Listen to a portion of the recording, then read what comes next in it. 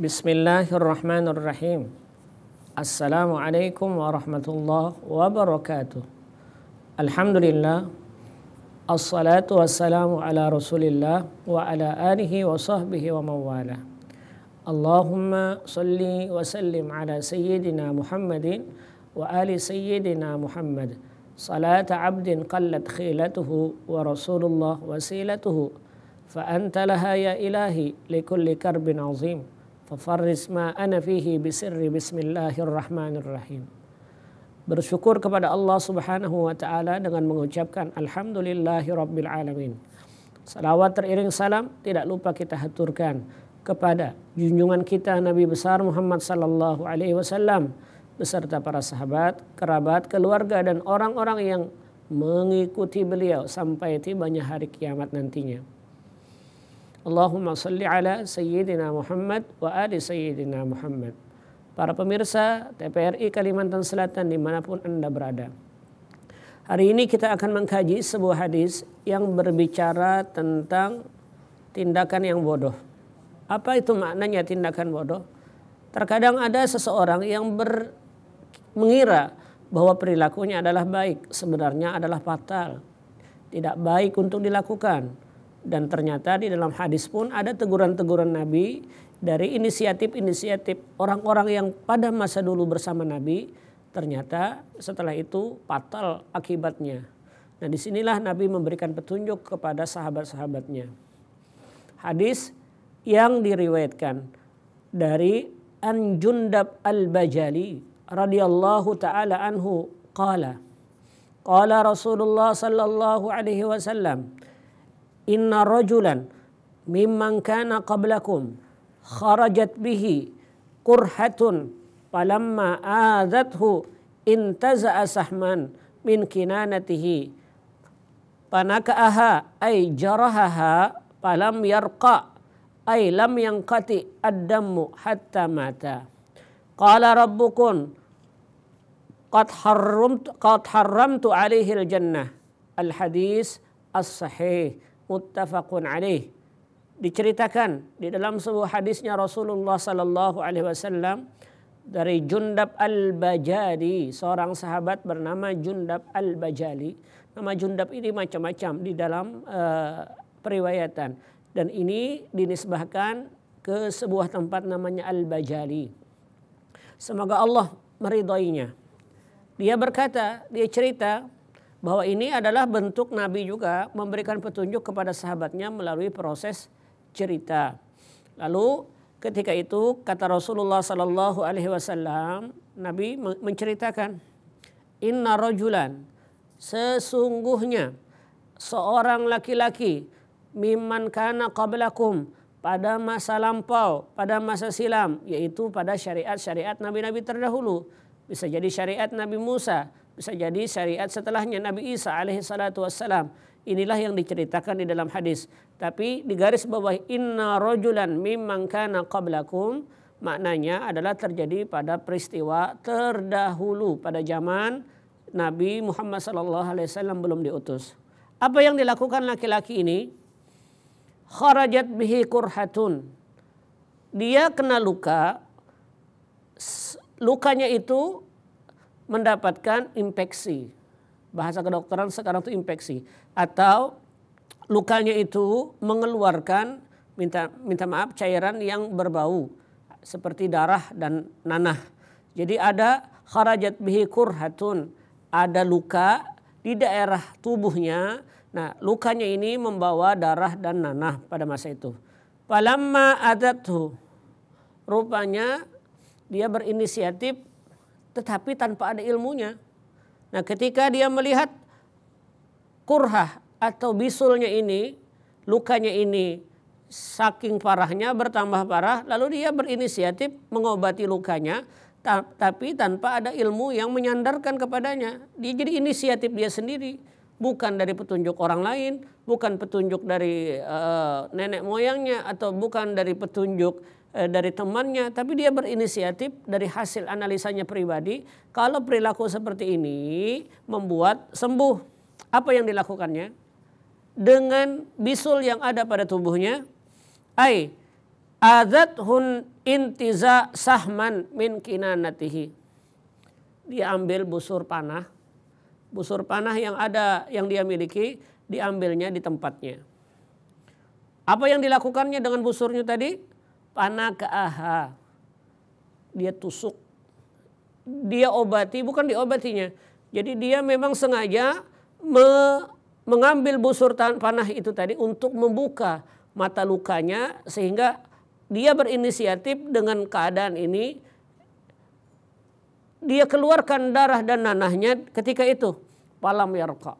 Ya Allah. Rupanya ketika dia lukai dengan anak panahnya itu tadi, bukan luka berhenti, tetapi darah terus mengalir. Darah terus mengalir, darah terus mengalir. Nah, mungkin caranya yang salah, mungkin bisa jadi niatnya yang tidak benar, tapi ketika dia buka dengan anak panahnya, lalu akhirnya darah itu mengucur tanpa adanya henti. Jadi terus menerus darah itu mengalir hatta mata, sampai orang ini meninggal dunia. Ya Allah, faqala rabbukum, lalu Nabi mengatakan dengan sabdanya melalui firman Allah Subhanahu wa taala, kata Nabi, Tuhanmu berfirman, qala rabbukum, kata Allah kepada kita, qad haramtu alaihil jannah. Dengan inisiatif yang dia lakukan seperti ini, mengobati luka atau bisulnya dengan menusuk atau mengangkat darahnya, tetapi ternyata dia tidak berdasarkan ilmu, kemudian lukanya itu akhirnya tidak henti-hentinya mengeluarkan darah. Qad haramtu alaihil jannah, sungguh kuharamkan baginya setelah kematiannya ini, terhadap baginya adalah sorga. Allah melarang dia untuk masuk ke dalam sorga. Hadis sahih muttafaqun alaih. Ini cerita Nabi kepada para sahabat. Hadisnya ringkas tapi kandungannya luar biasa. Lalu ketika kita mengkaji hadis ini, apa yang kita harus dapatkan? Yang pertama, lihat kata-katanya tadi. Inna rajulan mimman kana qablakum. Ini adalah laki-laki yang terjadi pada masa lampau. Para ulama mengatakan sempat terjadi peperangan, rupanya akibat dari benda tajam atau tusukan panah yang sebenarnya di depan matanya mati syahid. Cuma dia mendapatkan luka, kurhah. Dia dalam kondisi luka. Falamma azathu, luka itu rupanya tambah parah setelah dia peperangan. Nah, ketika itu muncullah inisiatifnya tanpa dia melakukan negosiasi atau konsultasi kepada mereka yang mengerti terhadap aturannya. Rupanya dari lukanya ini yang bermasalah. Dia berinisiatif tanpa harus berkonsultasi kepada orang lain. Nah, para ulama mengatakan lukanya ini dia melakukan sesuatu itu bukan untuk mengobati dirinya, tapi memang sengaja dia putus asa terhadap keadaannya. Mungkin bisa saja dia dalam kondisi pada masa itu tertekan ingin bunuh diri. Nah, bagaimana cerita selanjutnya? Kita akan lanjutkan setelah pesan-pesan berikut ini. Ijtanibu sab'al mubiqat. Kata Nabi, jauhilah 7 daripada dosa yang amat menghancurkan Anda.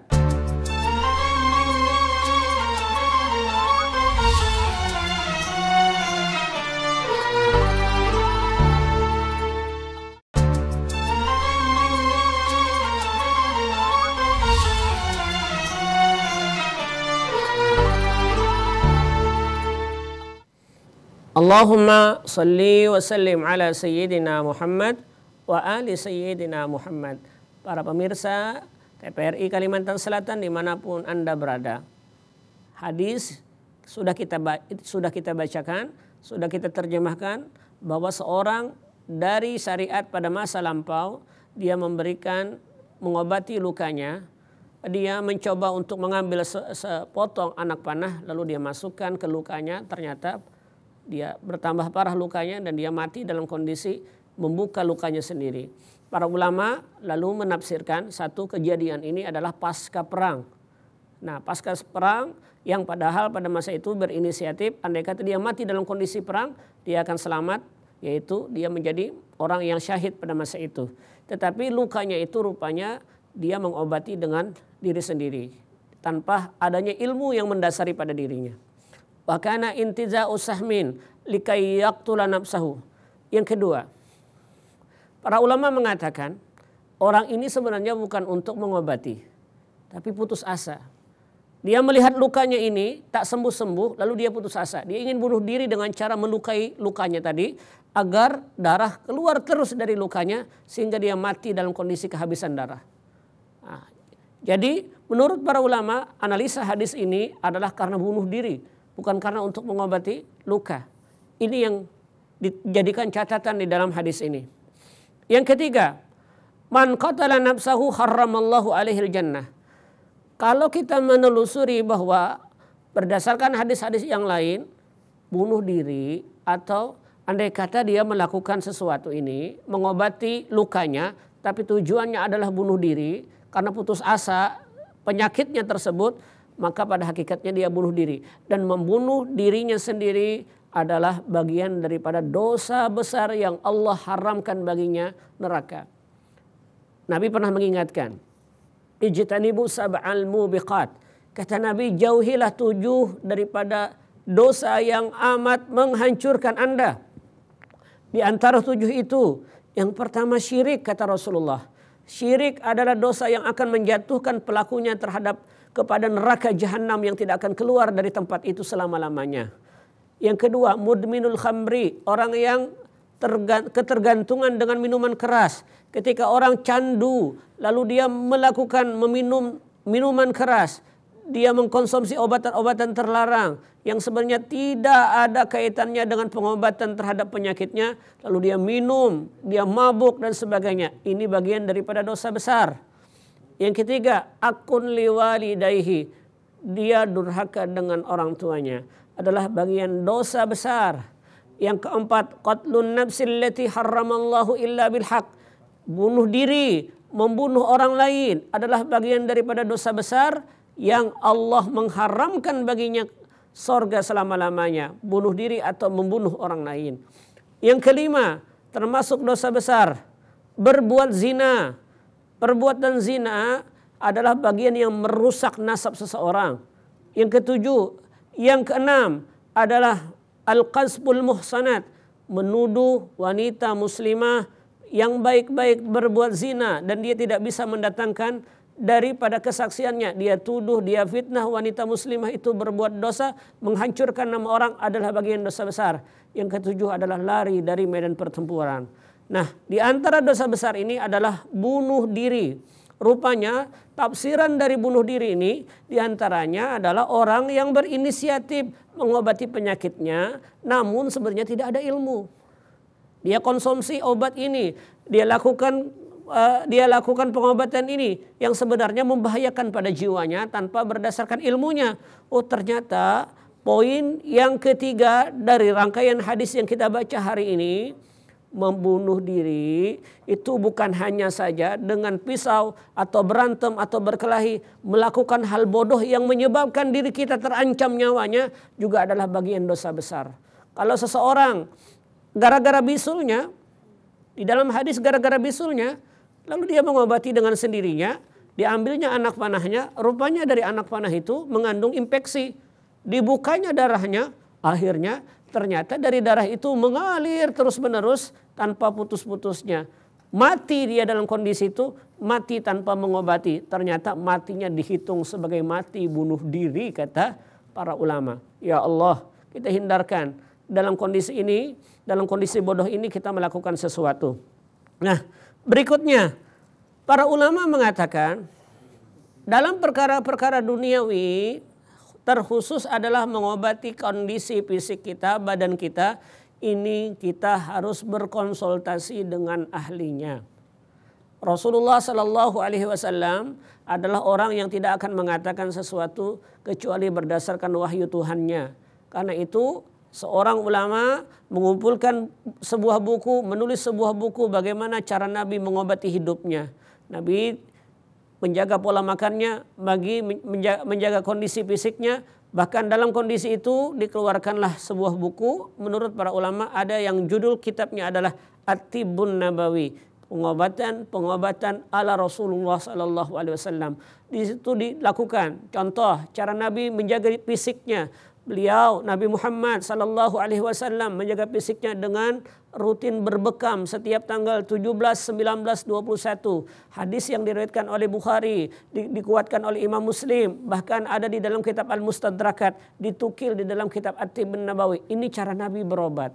Dan itu pun Rasulullah tidak melakukannya dengan hawa nafsunya, tapi beliau melalui ilmu, berkonsultasi dengan orang-orang sebelumnya dari ahli kitab. Ternyata ada petunjuk Allah untuk Rasulullah sallallahu alaihi wasallam.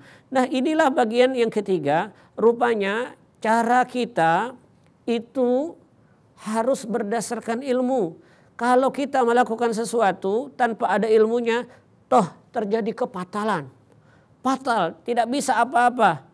Maka ternyata kalau efeknya sampai kepada resikonya bunuh diri, maka Allah akan haramkan kepada orang tersebut adalah surganya Allah Subhanahu wa taala. Lihat laki-laki ini. Dia tidak tahu apa-apa dengan ilmunya. Ketika dalam kondisi berbisul, keluar nanah, dia ambil anak panahnya. Dari anak panah itu dia ungkit-ungkit sendiri penyakitnya. Ternyata anak panah itu mengandung wisa atau ada infeksi di dalam tubuhnya. Lukalah orang tadi, meninggal akhirnya. Ini tindakan yang bodoh untuk dia. Bagaimana petunjuk-petunjuk hadis ini selanjutnya? Kita akan lanjutkan setelah pesan-pesan berikut ini. Jangan bertindak bodoh, karena tindakan bodoh adalah bagian daripada dosa besar.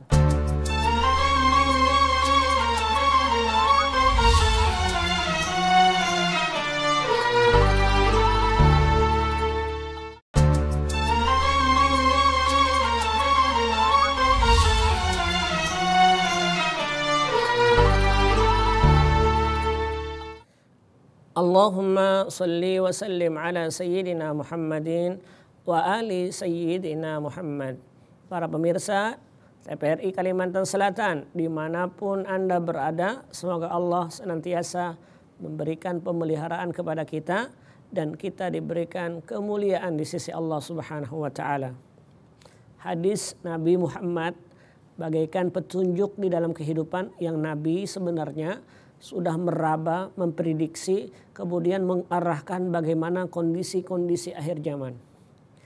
Ada orang yang putus asa, lalu dia mengambil jalan pintas yaitu dengan bunuh diri.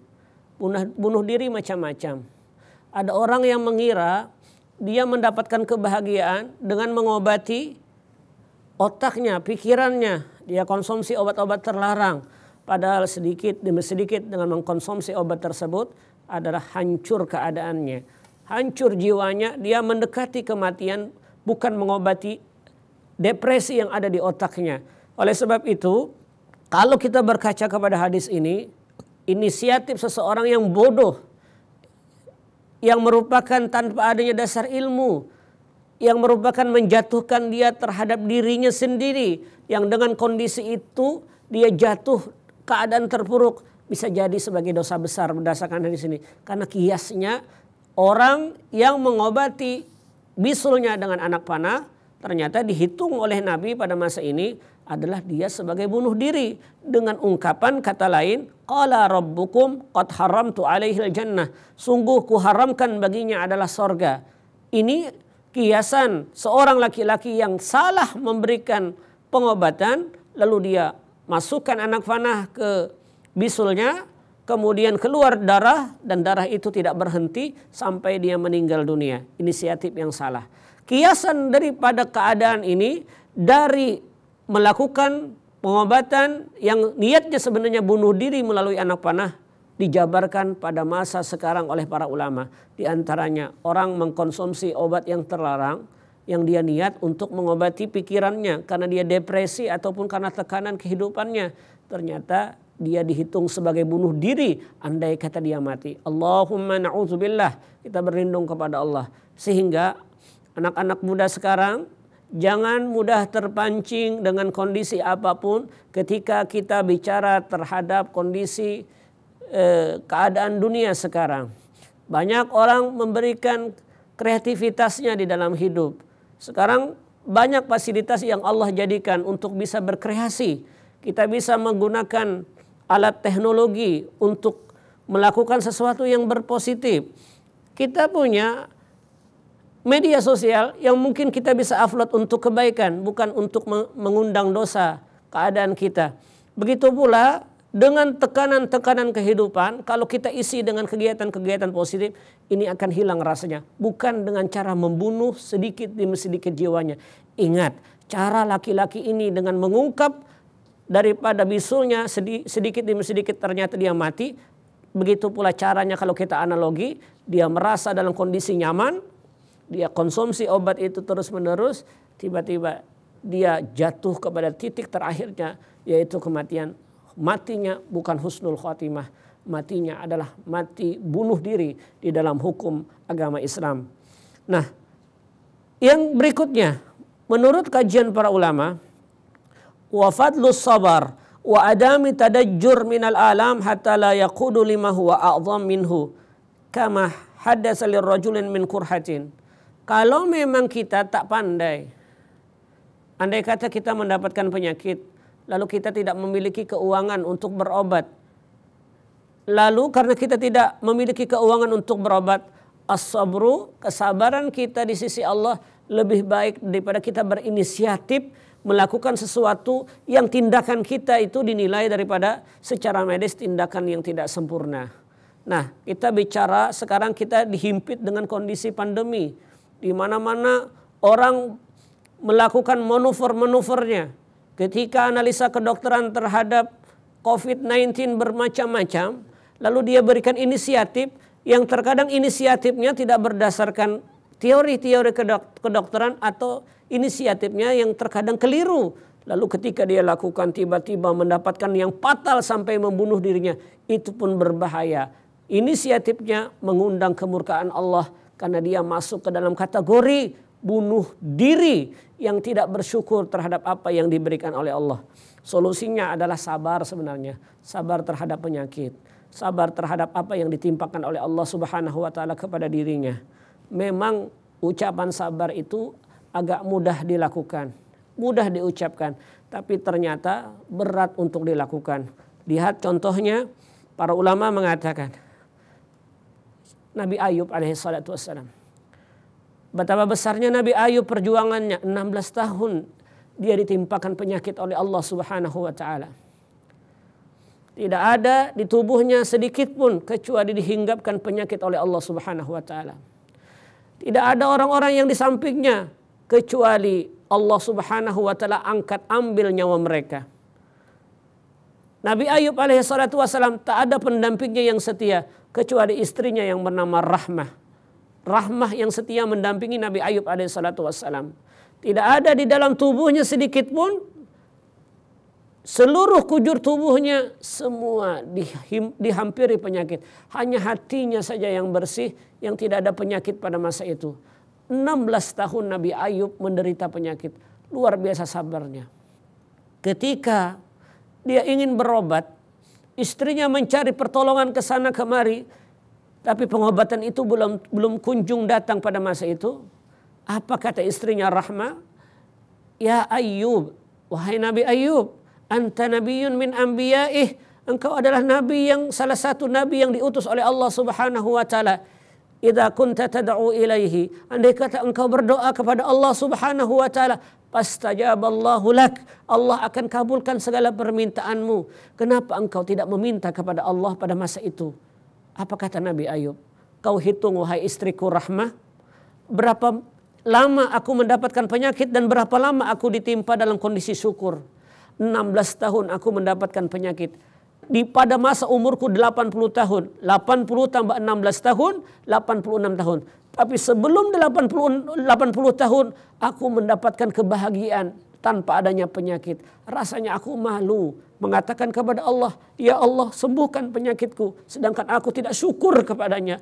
80 tahun aku merasakan kebahagiaan padanya. Tapi 16 tahun aku diuji oleh Allah dengan penyakit. Aku tak sabar. Oleh sebab itu Nabi Ayub kesabarannya ternyata menjadi pengobat daripada dirinya. Hadis ini menunjukkan kepada kita jangan bertindak bodoh, karena tindakan bodoh adalah bagian daripada dosa besar. Itulah pesan hadis yang diriwayatkan oleh Imam Bukhari dan Muslim. Inilah yang menjadi dasar di dalam kehidupan kita. Mudah-mudahan Allah senantiasa memberikan petunjuk dan hidayah kepada kita. Hadanallahu wa yakum ajma'in. Aqulu qauli hadza. Wallahu muwaffiq ila aqwamit thariq. Assalamualaikum warahmatullahi wabarakatuh.